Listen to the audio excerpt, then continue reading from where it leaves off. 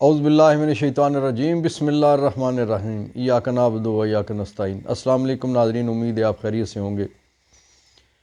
ہم درختوں کو کہاں آتا ہے ہجرت کرنا، ہم درختوں کو کہاں آتا ہے ہجرت کرنا،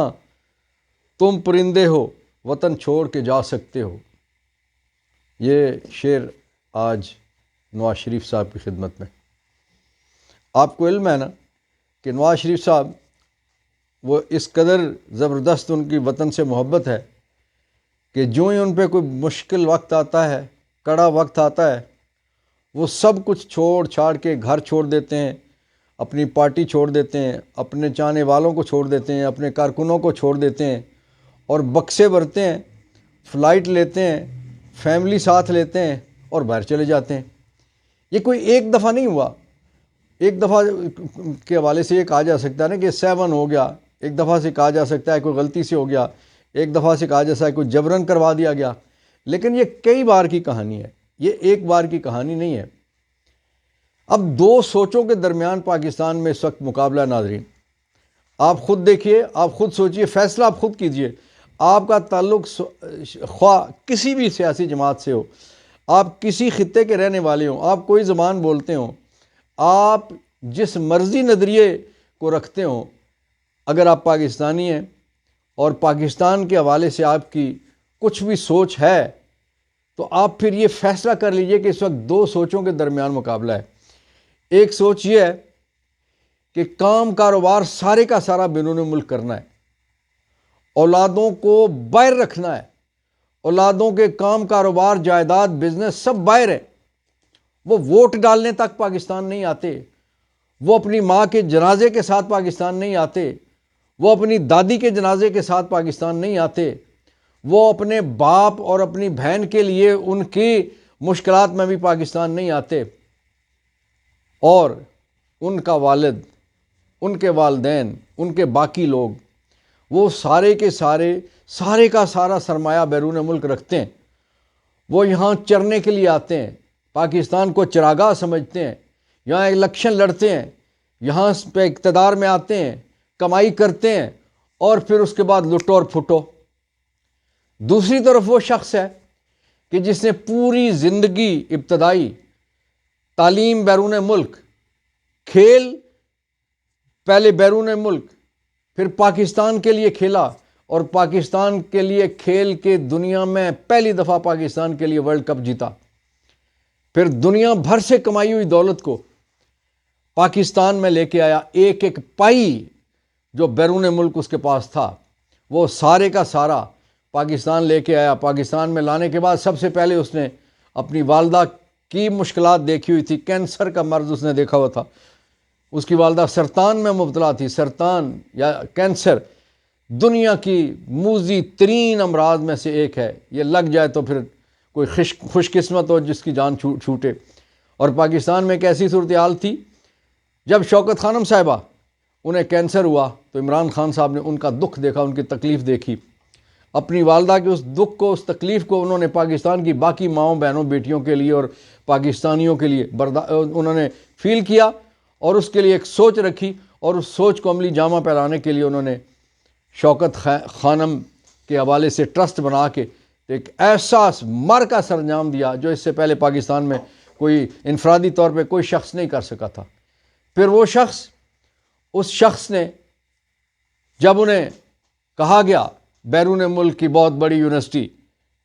جنہوں نے اس کو عزت دی، پوچھا گیا آپ کو کیا چاہیے، ان کا پاکستان میں مجھے یونیورسٹی چاہیے۔ ان کا کس شہر میں؟ ان کا شہر میں نہیں، اپنے دیہات میں، اپنے گاؤں میں، میاں والی کے دور دراز کے دیہاتی علاقے میں، پہاڑی علاقے میں مجھے یونیورسٹی چاہیے۔ وہ لوگ ہنستے تھے کہ یار اس جگہ کیوں تمہیں یونیورسٹی چاہیے، لوگ تو شہروں میں مانگتے ہیں۔ اس نے کہا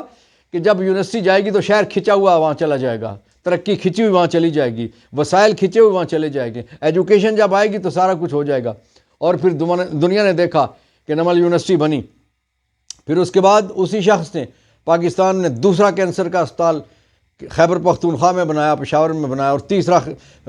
جو اسپتال ہے کینسر کا وہ شاید دنیا کا سب سے بڑا اسپتال ہو کہ وہ کراچی میں اس وقت بن رہا ہے، اور وہ بھی عنقریب وہ اس کا تکمیل کے مراحل میں ہے۔ اور پھر اس کے بعد اسلامی تعلیم دینے کے لیے، دنیاوی تعلیم دینے کے لیے، ٹیکنیکل ایجوکیشن دینے کے لیے، آئی ٹی کی ایجوکیشن دینے کے لیے، آپ صلی اللہ علیہ وسلم کی ذات گرامی پر آپ صلی اللہ علیہ وسلم کی صفات اور فیوز و برکات اور آپ صلی اللہ علیہ وسلم کے صحابہ کرام، ان سب کی تعلیمات دینے کے لیے القادر یونیورسٹی بنی۔ اور وہ بندہ پوری دنیا سے، میں نے جیسے پہلے کہا کہ ایک ایک پائی کو سمیٹ سماٹ کے پاکستان آ گیا۔ اس بندے نے اپنا خاندان نہیں دیکھا، اس بندے نے اپنا گھر نہیں دیکھا۔ بیوی اس وجہ سے ناراض ہو کے چلی گئی کہ یہاں پہ یہی لوگ، یہ جو دوسری سوچ والے ہیں، جو یہاں سے کمائی کرو لٹو پھٹو والے ہیں، انہوں نے اس کو تنگ کیا، جھوٹے مقدمے اس پہ بنائے، اور وہ بیچاری پاکستان چھوڑ کے چلے گی، پھر علادگی۔ اور وہ بھی دنیا نے منظر دیکھا کہ اگر وہ آفر کی گئی کہ آپ اگر علادگی اختیار نہ کریں تو اپنی بیوی کی 50% جائیداد جو کئی اربوں میں بنتی تھی، کروڑوں ڈالر تھے، وہ مل سکتی ہے، لیکن خان صاحب نے اسے تسلیم نہیں کیا، اسے قبول نہیں کیا۔ انہوں نے کہا میں پاکستان جانا چاہتا ہوں، مجھے میرے وطن کو میری ضرورت ہے، اور وہ وطن کے لیے واپس آئے۔ اور پھر انہوں نے پاکستان کے حالات دیکھتے ہوئے، یہاں کے سیاسی حالات دیکھتے ہوئے، لوگوں کے مسائل دیکھتے ہوئے ایک ایسی جماعت کی بنیاد رکھی، زیرو سے شروع کیا۔ اور وہ شروع میں سب لوگ، ہم سمیت شاید مذاق کرتے تھے کہ یہ کیسی جماعت ہے جس کے ساتھ کوئی بڑا آدمی کوئی نہیں ہے۔ کرتے کرتے زیرو سے سٹارٹ ہونے والے، پہلے ایک نشست آئی، اس کے بعد 10-11 نشستیں آئیں، پھر 22-23 ہوئیں، اور اس کے بعد چوتھے الیکشن میں وہ پاکستان نے اسی شخص کو اپنا ہیرو مان لیا، اپنا لیڈر مان لیا۔ ہیرو تو پہلے ہی مانا ہوا تھا، لیکن سیاسی طور پہ بھی اپنا لیڈر مان لیا۔ اور پھر اس شخص کی بہکونی کے لیے، کیونکہ وہ ایک ایسا جو سٹیٹس کو تھا اس کو توڑ کے آیا تھا،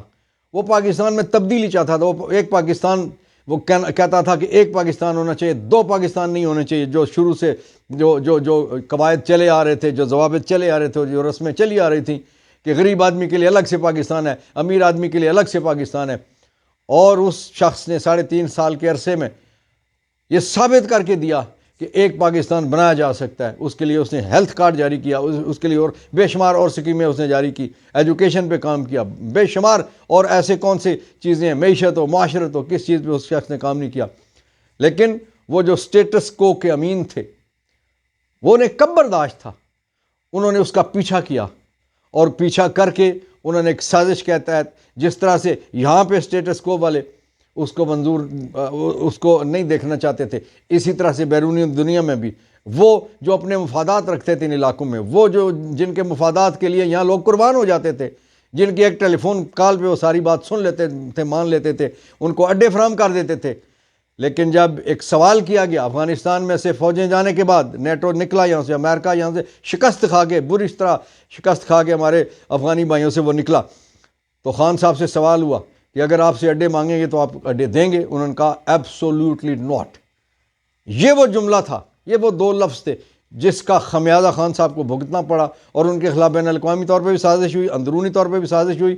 اور ایک منڈی لگائی گئی، کہاں پہ؟ سندھ ہاؤس میں، اور گھوڑے گدھے اور خچروں اور بھیڑ بکریوں کی طرح ممبران اسمبلی کو خریدا گیا، اور اسمبلی توڑی گئی۔ جس دن اسمبلی ٹوٹتی ہے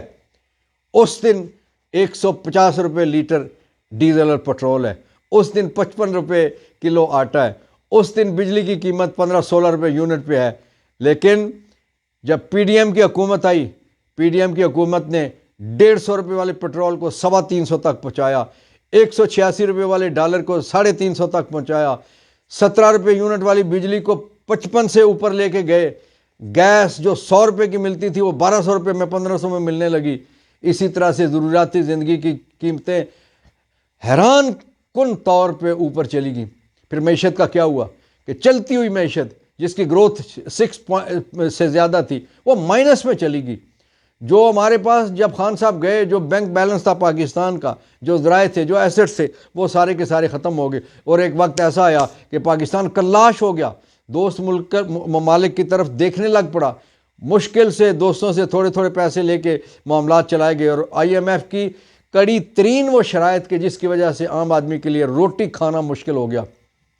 عمران خان کو سزا دی گئی، صرف عمران کو سزا نہیں دی گئی، عمران کے پاکستان کو سزا دی گئی، عمران کے پاکستانیوں کو سزا دی گئی، اور ایک ایسا وقت آ گیا کہ جب 2 اسمبلیوں کے استعفے ہو گئے، سندھ کے پی کے اسمبلی اور پنجاب اسمبلی، سپریم کورٹ نے حکم دیا صدر پاکستان کے حکم کے مطابق الیکشن کروائے جائے، الیکشن نہیں کروائے گئے، وہاں وہ سیٹ اپ بٹھایا گیا جو وہ دوسری سوچ والا جو بندہ تھا، لٹو پھٹو والا، وہ ان کے بندے بیٹھے ہوئے تھے، انہوں نے وہ الیکشن نہیں کروائے۔ کسی نے آرٹیکل 6 کی بات نہیں کی، کسی نے توہین عدالت کی بات نہیں کی، کسی نے یہ نہیں کہا کہ الیکشن نہیں کروانے پہ کیا سزا ہو سکتی ہے، کتنا بڑا جرم ہے، آئین توڑ دیا گیا۔ لیکن 8 فروری والے الیکشن والے کہانی آ گئی، 8 فروری کا الیکشن آ گیا، چیف جسٹس صاحب نے کہا کہ یہ پتھر پہ لکیر ہے، جیسا تیسا ہو، کیسا ہو الیکشن ہو۔ اس وقت ملک میں کیا ماحول ہے، میڈیا پہ پابندی ہے، میڈیا عمران خان کی خبریں نہیں چلا سکتا، میڈیا عمران خان کی پارٹی کے جلسے نہیں دکھا سکتا، عمران کی پارٹی کو کارنر میٹنگ کرنے کی اجازت نہیں ہے۔ دوسری طرف نواز شریف روزانہ کھلے جلسے کرتا ہے، زرداری کھلے جلسے کرتا ہے، بلاول کھلے جلسے کرتا ہے، مریم کھلے جلسے کرتی ہے، ایم کیو ایم کھلے جلسے کرتی ہے، اے این پی کھلے جلسے کرتی ہے، استحکام کھلے جلسے کرتی ہے، شیرپاؤ کھلے جلسے کرتا ہے، بلوچستان والی پارٹیاں کھلے جلسے کرتی ہیں۔ لیکن نہیں اجازت اگر اس ماحول میں، تو صرف پی ٹی آئی کو اجازت نہیں ہے، عمران خان کی جماعت کو اجازت نہیں ہے، جو اصل پاکستان ہے، جو 70 سے 92% تک جس کی مقبولیت مختلف علاقوں میں ہے، اس کو سیاست کرنے کی اجازت نہیں ہے، اس کو جلسے کی اجازت نہیں ہے۔ وہ خود، اس کی پارٹی کا صدر، اس کی پارٹی کا وائس چیئرمین سارے اندر ہیں، اس کی پارٹی کے مین لوگوں کی اکثریت کی کاغذات نامزدگی مسترد کیے جا چکے ہیں۔ سیکنڈ لائن نہیں، تھرڈ لائن، فورتھ لائن کے لوگ اس وقت قومی اسمبلی اور صوبائی اسمبلی کے الیکشن میں اس وقت، کیونکہ باقی سارے بیچارے کوئی گرفتار ہیں، کچھ نااہل لوگ ہیں، اور باقیوں کو یہاں سے مختلف مسائل کی وجہ سے انہیں منظر سے غائب ہونا پڑا۔ اس سارے کے باوجود، اتنی مشکلات کے باوجود بھی، یہ کیسی جماعت ہے؟ یہ ڈٹی ہوئی ہے، اس کے ورکر ڈٹے ہوئے، اس کا ووٹر ڈٹا ہوا ہے، یہ بھاگتے نہیں ہیں، ڈرتے نہیں ہیں، گھبراتے نہیں ہیں۔ اس وقت گھبرایا ہوا کون ہے؟ ڈرا ہوا کون ہے؟ بھاگا ہوا کون ہے؟ وہ بھاگے ہوئے ہیں جو دوسری سوچ والے، وہ جو لٹو پھٹو والی سوچ والے، ان کے ذہنوں میں پھر وہی ہے، وہ ساری بے ساکھیوں کے باوجود آج اپنے قدموں پہ چلنے کے قابل نہیں ہے۔ آج وہ خوفزدہ ہیں۔ کس سے خوفزدہ ہے؟ جو جیل میں، اس کا ایک آرٹیکل جیل والے کا آیا، دنیا میں تھرتھلی مچ گئی۔ وہ جیل سے ایک پیغام بھیجتا ہے، باہر تھرتھلی مچ جاتی ہے۔ پھر یہ موجودہ جو ایک ایکسپائر حکومت، جو زائد المیعاد حکومت بیٹھی ہوئی ہے، اس کا حاکم یہ کہتا ہے، اور اس کا وزیر اطلاعات بھی یہ کہتا ہے کہ یہ کیسے ہو گیا جی، ایک قیدی آدمی ہے، وہ اندر سے کس طرح سے آرٹیکل بھیج سکتا ہے، کیسے وہ اس کا آرٹیکل چھپ سکتا ہے؟ تماشا لگا ہوا ہے، تماشا لگا ہوا ہے، شغل لگا ہوا ہے۔ ناظرین، اس وقت صورتحال یہ ہے، ایک طرف پوری قوم ہے، وہ والی قوم جس کے لیے کوئی دوسرا پاسپورٹ نہیں ہے، جس کے لیے کوئی اور دوسری جگہ نہیں ہے، اس کی زندگی بھی یہی ہے، اور ان کی اپنی قبر بھی یہیں پہ دیکھنا چاہتے ہیں۔ لیکن دوسری طرف یہ وہ والے ہیں کہ جو صرف لٹو اور پھٹو کے لیے آتے ہیں، کمائی کرو اور باہر چلے جاؤ۔ اس وقت عمران خان صاحب نے قوم کو بہت حوصلہ دیا ہے، انہوں نے ان کی ایک چال ایسی، انہوں نے سمندر پار پاکستانی، آپ کو پتا ہے کہ وہ تقریباً 100%، یعنی شاذ و نادر اگر کروڑ لوگ باہر، 50 لوگ باہر ہیں، تو اس میں سے وہ 49 لاکھ کچھ ہزار عمران کے ساتھ ہوں گے، شاید کچھ ہزار جو باقی جماعتوں کے ساتھ ہوں۔ خان صاحب نے انہیں کہا کہ اپنے لوگوں کو، اپنے گھر والوں کو، اپنے رشتہ داروں کو، عزیزوں دوستوں کو پاکستان میں ٹیلی فون کال کر کے انہیں کہیں کہ پی ٹی آئی کو ووٹ دینا ہے، آزادی کو ووٹ دینا ہے، پاکستان کو ووٹ دینا ہے۔ اور جو اندرون ملک کی اپوزیشن ہے کہ گلی محلے ہوں، ٹھیلے ہوں، بیٹھکے ہوں، کری کوچا جو گلی ہو، وہاں پہ اس وقت لوگ پی ٹی آئی کے لیے ووٹ مانگ بھی رہی ہیں، پی ٹی آئی کے لیے مہم بھی چلا رہے ہیں، اور انشاءاللہ العزیز 8 فروری کا سورج جو طلوع ہوگا تو اس وقت پوری قوم پی ٹی آئی کے لیے نکلے گی۔ پی ٹی آئی کے امیدواروں کا نشان چھین لیا گیا ہے، کسی کے پاس انتخابی نشان بلہ نہیں ہے، کسی کے پاس چھلنی نشان ہے، کسی کے پاس بینگن نشان ہے، کسی کے پاس پالک کا پتہ نشان ہے۔ تماشا ہے، طرفہ تماشا ہے، لیکن ان ساری زیادتیوں کے باوجود قوم خان کے ساتھ کھڑی ہے، قوم ایاک نعبد و ایاک نستعین کہنے والے کے ساتھ کھڑی ہے۔ وہ مزہ تو تب آتا ہے مخالف بولنا شروع ہو جائیں۔ آپ کو پتہ ہے مخالف جماعتیں بھی اس وقت پی ٹی آئی پہ ہونے والی ظلم، زیادتی اور دہشت گردی کو وہ اس کا اعلان اس کا حوالے سے بول رہی ہیں۔ اور جاوید ہاشمی جسے باغی کہا جاتا ہے، وہ ایک بار پھر باغی ہو گیا، وہ کہاں سے باغی ہوا؟ وہ نون لیگ سے باغی ہوا، نواز شریف سے باغی ہوا، اس کی پالیسیوں سے باغی ہوا، اسٹیبلشمنٹ سے باغی ہوا، اور اس نے اپنے کاغذات واپس لے کے پی ٹی آئی کے وہاں جو امیدوار تھا اس کی حمایت اس نے کر دی۔ یہ کیا؟ یہ اللہ کی حمایت ہے۔ اللہ رب العزت کی جب حمایت آتی ہے تو نون لیگ کا ایک اور وزیر اعلیٰ، سابق وزیر اعلیٰ سابق وزیر اعلیٰ، سابق گورنر، کئی دفعہ کا MNA، کئی دفعہ کا MP ہے، سردار مہتاب خان عباسی، باعزت آدمی ہے، انہوں نے بھی نون لیگ چھوڑ کے اپنے ساتھ والے، خود آزاد امیدوار کے طور پہ الیکشن لڑ رہے ہیں، اور ساتھ والے حلقے میں انہوں نے پی ٹی آئی کے جدون صاحب کی حمایت کر دیا۔ یہ اللہ کی مدد ہے، یہ اللہ رب العزت کی طرف سے نصرت ہے۔ وہ لوگوں کے دل پھیل رہا ہے، یہ میں اور آپ کچھ نہیں کر سکتے، نہ روک سکتے، نہ کسی کو کھینچ سکتے ہیں، لیکن وہ روک بھی سکتا ہے، وہ کھینچ بھی سکتا ہے، لا بھی سکتا ہے۔ اور واہ واہ واہ، وہ جو کہ چڑھ دے سورج ٹل دے ویکھے، بجھے دیوے بلدے ویکھے، یہ رب کر سکتا ہے نا، یہ اس کے پاس ہے، یہ سارا اختیار اسی کا ہے، وہی کرتا ہے، وہی ہرے میں سے جلا دیتا ہے اور جلے میں سے ہرا کر دیتا ہے۔ دعا ہے اللہ رب العزت سے